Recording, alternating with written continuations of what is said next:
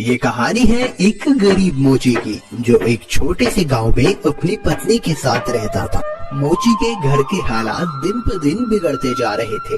घर में जो भी राशन था वो भी खत्म होता जा रहा था। ऐसे ही एक दिन मोची ने अपनी पत्नी से कहा, अब मुझे और यहाँ नहीं रहना। यहाँ ना तो कोई कमाई हो पा रही है और ना ही कोई काम मिलता है। अरे पड़ोस का गांव बहुत बड़ा है, अब मैं वहाँ जाकर अपना मोचीगिरी का काम करूँगा। कुछ दिन घर से दूर रह लूँगा, कम से कम घर का खर्चा चलाने लायक कमाई तो हो जाएगी वहाँ। क्यों, वहाँ के लोगों के जूते चप्पल ज्यादा टूटे हैं क्या, जो आपको वहाँ जाकर ही मोचीगिरी करनी है? अरे अपनी जन्मभूमि में रहकर तो सिक्के कमाए नहीं जाते, पराए गाँव जाकर कमाएंगे ये पैसे। अगले दिन सुबह सुबह मोची चुपचाप अपने जूते चप्पल ठीक करने का सामान उठाकर दूसरे गांव की ओर निकल पड़ा। दोपहर होने तक वह पड़ोस के गांव माहुलबनी में पहुंच गया। हारा थका मोची जब माहुलबनी के बाजार में पहुंचा तो हैरान रह गया, क्योंकि वहां तो पहले से ही काफी मोची अपनी दुकान लगाए बैठे थे। अरे यहाँ तो पहले से ही इतने मोची अपनी दुकान लगाए बैठे हैं, ऐसे में मुझे अनजान मोची के पास ग्राहक कैसे आएगा? लगता है यहाँ से भी खाली हाथ ही जाना पड़ेगा मुझे। नहीं, खाली हाथ घर भी तो नहीं जा सकता। तभी मोची को ग्राहकों को अपने पास बुलाने की एक युक्ति सूझी। उसने अपनी दुकान लगाई और उस पर एक बोर्ड लगाकर बड़े बड़े शब्दों में लिख दिया, जूतों का अस्पताल। हमारे यहाँ जूतों का इलाज किया जाता है। नए जूते बनवा लो, नए जूते बनवा लो, या अपने पुराने जूते बिल्कुल नए जूतों की तरह बनवा लो। लोगों ने जब ये सब देखा तो उन्हें कुछ नया देखने को मिला। नए जूते बनवा लो, नए जूते बनवा लो, या अपने पुराने जूते बिल्कुल नए जूतों की तरह बनवा लो। जूतों का अस्पताल? अरे भाई मोची, जरा मेरे इन जूतों का इलाज तो करो। हाँ जी सेठ जी, अभी किए देता हूँ। मोची अपने छोटे से अस्पताल पर बैठकर सेठ के जूतों का इलाज करने लगा। ये लीजिए, अब आपका जूता बिल्कुल स्वस्थ है। अरे भाई वाह, कितना हुआ इसके इलाज का खर्च? बस साहब, सिर्फ एक तांबे का सिक्का। लो ये लो। ऐसे ही दूसरा ग्राहक मोची के अस्पताल में अपने जूतों का इलाज कराने आया। मोची ने जूतों का इलाज किया, पैसे लिए और बाकी ग्राहकों का इंतजार करने लगा। आज तो मैंने बहुत पैसे कमा लिए हैं। अगर मैं ऐसे ही काम करता रहा तो बहुत पैसे जमा कर लूंगा और एक घोड़ा खरीदूंगा। उसने बहुत मेहनत से काम किया और कुछ ही दिनों में 4 सोने के सिक्के जमा कर लिए। उनमें से उसने 2 सोने के सिक्कों के बदले एक व्यापारी से एक घोड़ा खरीदा और घर लौटने का फैसला किया। अगले दिन उसने अपना सारा सामान बांधा और घर के लिए निकल पड़ा। अपने रास्ते में उसे एक घने जंगल से गुजरना पड़ा, जहाँ उसने डाकुओं का एक झुंड देखा। हे भगवान, ये तो डकैत लगते हैं। ये डकैत मेरा सारा पैसा ले जाएंगे और मैं एक बार फिर से गरीब बन जाऊंगा। अब मैं क्या करूं? मोची बहुत चतुर था। उसने हिम्मत नहीं हारी और उसने एक योजना बनाई। उसने एक सोने का सिक्का घोड़े के गले में बांध दिया और आगे चला। चोरों ने उसे पकड़ लिया। अरे ओ, फटाफट अपना सारा पैसा निकालो, चलो जल्दी करो। देखो, मैं एक गरीब मोची हूँ, मेरे पास इस घोड़े के सिवाय और कुछ नहीं है। कृपया मुझे जाने दो डाकू भाई। जैसे ही उसने ये सुना, घोड़ा रेका और उसके गले से वो सोने का सिक्का नीचे जमीन पे गिर गया। अच्छा मक्कार झूठे, हमसे झूठ बोलने की तेरी हिम्मत कैसे हुई? अगर तेरे पास कुछ नहीं था तो ये सोने का सिक्का तेरे पास कहाँ से आया? रुकिए, अभी मैं आपको सब सच बताता हूँ। दरअसल ये घोड़ा सोना उत्पन्न करता है, इसी वजह से मुझे सारे पैसे मिलते हैं। ठीक है, ये घोड़ा तुझे हमें देना होगा, हम तभी तुझे यहाँ से जिंदा जाने देंगे। नहीं, बिल्कुल भी नहीं। अगर मैं इसे तुम्हें दे दूंगा तो मेरे पास कुछ भी नहीं बचेगा। चलो, हम तुम्हें इसके बदले 50 सोने के सिक्के देंगे। ठीक है, पर एक बात का ध्यान रखना कि बारी बारी से अपने साथ इस घोड़े को रखना, वरना आखिर में तुम सब पैसे के लिए लड़ते ही रह जाओगे। मोची ने घोड़ा बेच दिया और घर लौट आया। वो बहुत खुश था कि उसे सोने के सिक्के मिले थे।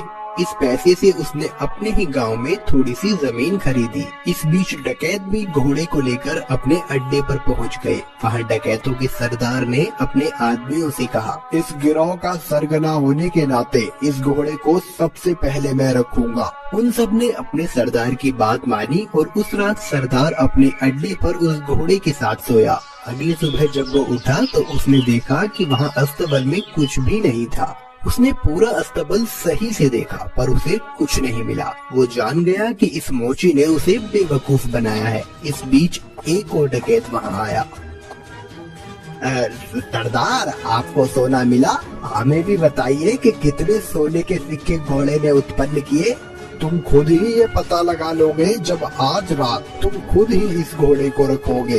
सरदार ने किसी से कुछ नहीं कहा क्योंकि वह अपने आप को बेवकूफ साबित नहीं होने देना चाहता था। एक एक करके सभी डकैतों ने घोड़े को अपने साथ रखा पर उनमें से किसी को कुछ नहीं मिला। वे सब समझ गए कि उन्हें बेवकूफ बनाया गया है। उस मोची ने हमें बेवकूफ बनाया है, अब हम उसे सबक सिखाएंगे। सरदार, उसने ये साधारण सा घोड़ा हमें 50 सोने की मोहरों में बेचा है। हम उससे अपना पैसा वापस लेंगे और हमें धोखा देने की जुर्रत की सजा देंगे। हाँ, चलो चलो। वे सब के सब मोची के घर की तरफ निकल पड़े। मोची अपने खेतों में काम कर रहा था। उसने सभी डकैतों को अपने घर की तरफ आते हुए देख लिया। मोची जल्दी से अपने घर में गया और अपनी पत्नी से बोला, अरे भाग्यवान, मेरी बात ध्यान से सुनो। अभी एक डकैतों का झुंड यहाँ आएगा और जब वो मेरे बारे में पूछे तब तुम उनसे कहना कि मैं खेतों में काम कर रहा हूँ। फिर हमारे कुत्ते जबरा को भेजना मुझे बुलाने के लिए। ये कहकर वो अपने घर के पीछे छुप गया। कुछ देर के बाद चोर वहाँ आ पहुँचे। वो मोची कहाँ है? बुलाओ उसे, हम उससे बात करना चाहते हैं। वो तो खेत पर गए हुए हैं। आप रुकिए, मैं अभी अपने कुत्ते को भेजती हूँ उन्हें बुलाने के लिए। जबरा, तनिक अपने मालिक के पास तो जाना और जाकर उनसे कहना कि कुछ लोग उनको बुलाने आए हैं। ये सब क्या है? क्या जबरा सचमुच तुम्हारे पति को यहाँ ले आएगा? जरूर, वो हर बात समझता है। जब वो खेत पर होते हैं और मुझे उनसे बात करनी होती है तो मैं बस जबरा को उनके पास भेज देती हूँ और जबरा मेरी बातें उन तक पहुँचा देता है। डकैत मोची की पत्नी से बात कर रहे थे तभी मोची वहाँ आ पहुँचा। ओह डकैत भाई, आप आए हैं। जबरा ने मुझे बताया कि आप मुझसे कुछ बात करना चाहते हैं। हमें तुम्हारे इस घोड़े से कुछ नहीं मिला। तुमने हमें धोखा दिया, हमसे झूठ बोला। अरे आप कैसी बात कर रहे हैं? मुझे लगता है आपको कुछ तो गलतफहमी हुई है। आज जो कुछ भी मेरे पास है सब कुछ उस घोड़े की बदौलत ही है। अच्छा चलो ठीक है, हम तुम पर एक बार और विश्वास करते हैं, पर उसके बदले तुम्हें हमें ये कुत्ता भी बेचना होगा। अरे नहीं, बिल्कुल भी नहीं, मैं इस कुत्ते को तुम्हें नहीं बेच सकता। अरे चलो, हम इसके लिए तुम्हें 40 सोने के सिक्के देंगे। थोड़ा इनकार करने के बाद मोची सहमत हो गया कुत्ता बेचने के लिए। चोरों ने जबरा को लिया और चले गए। जब सभी डकैत अपने अड्डे पर पहुँचे तो सरदार ने ऐलान किया कि वो पहला होगा जो कुत्ते को अपने पास रखेगा। बाकी डकैतों ने उसकी आज्ञा मानी और चले गए। सरदार ने अपने बेटे श्याम को बुलाया। सुनो श्याम, मैं अब काम पर जा रहा हूँ। अगर मेरी जरूरत पड़े तो इस कुत्ते को मुझे बुलाने के लिए भेज देना। जैसा आप कहो पिताजी। कुछ देर बाद एक डकैत को अपने सरदार से एक काम आन पड़ा। उसने श्याम के पास आकर सरदार को बुलाने के लिए कहा, आप रुकिए, मैं तुरंत उन्हें बुलावा भेजता हूँ। जबरा, जा और जाकर पिताजी से कहना कि कोई वहाँ आया है उनसे मिलने। जबरा सरदार के अड्डे से भागा और बजाय सरदार के पास जाने के वो सीधा मोची के पास गया। जब सरदार घर वापस आया तब उसने देखा कि जबरा वहाँ नहीं था। वो जान गया कि जबरा जरूर अपने मालिक के पास गया होगा, तो वह अकेला फिर से मोची के घर गया। सुनो, क्या जबरा तुम्हारे पास आया हुआ है? हाँ, वो यहाँ आया है। मेरे ख्याल से उसे जरूर मेरी याद आ रही होगी। मेरी मानिए तो उसे थोड़ा सा समय दीजिए, अंत में वो आपको अपना मालिक स्वीकार करने ही लगेगा।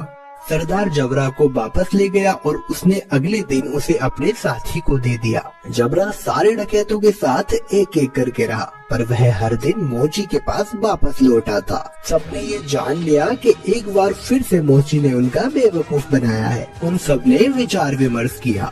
इस बार हम बेवकूफ नहीं बनेंगे, मैं उस मोची को अब सबक सिखाऊंगा।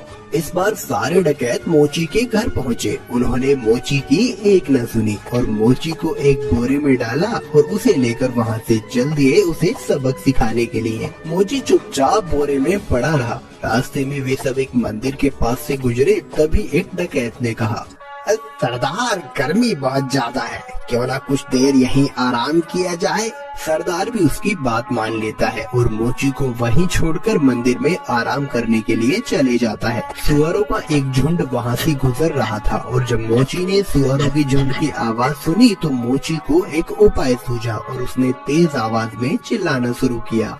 मैं ऐसा नहीं करूँगा, मैं ऐसा नहीं करूँगा, मुझे छोड़ दो, मुझे जाने दो। सुअरों के मालिक ने उसकी आवाज सुनी और वो उसकी ओर आया। अरे रुको रुको, क्या हुआ? तुम क्या नहीं करोगे? किसने तुम्हें इस बोरे में डाला? वो मेरी शादी जबरदस्ती जमींदार की बेटी से करवाना चाहते हैं, पर मैं शादी नहीं करवाना चाहता। क्यों भाई, क्या तुम पागल हो? अगर मैं तुम्हारी जगह होता तो मैं यकीनन उसकी लड़की से शादी करता। अगर ऐसी बात है तो आओ, मैं तुम्हें बोरे में डाल देता हूँ और तुम जाकर उसकी लड़की से शादी कर लो। सचमुच? बेशक, लेकिन पहले मुझे बाहर तो निकालो। सुअरों के मालिक ने मोची को बोरे से बाहर निकाला और खुद बोरे के अंदर घुस गया। मोची ने उसे बांध दिया और उसके सुअरों को लेकर वहाँ से चला गया। शाम को डकैत मंदिर से बाहर आए, बोरे को लिया और चले गए।